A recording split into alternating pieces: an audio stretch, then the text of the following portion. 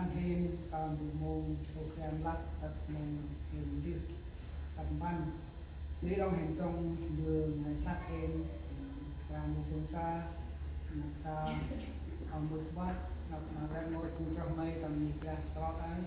càng du hình xuống trong mình thì các bạn thì nào ngót thì nào hát kia long ở bước xuống mô hình sông xa thì một kích long mạch man nào chi tư từng cần du sót vẫn được đẹp ngay tại vì sông xa nó tập văn là vậy được như sao mà còn Amen. Nào quá hạt và lâu đấy coi chơi là sông xa là đã quá hơn trong là sông xa tập văn thì là còn là mốt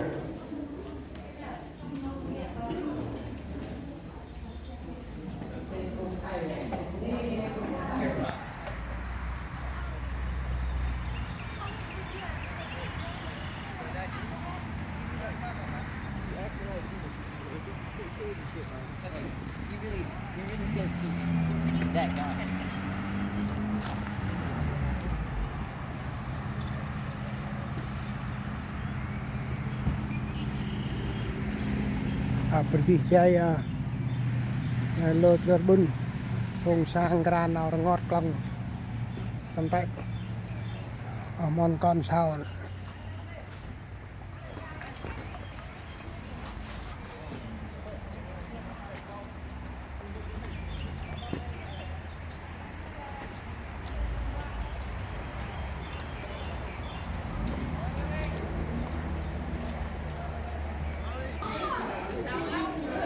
mai món cà bơ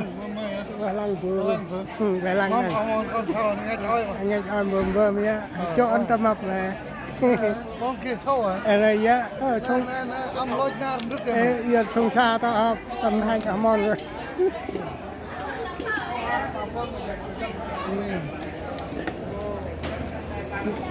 nay mình sẽ mua cái can cho sông xa để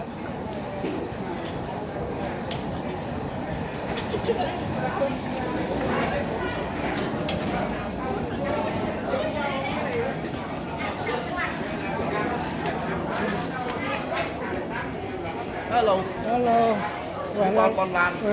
cảm ơn này đúng phải nào ngọt nào căng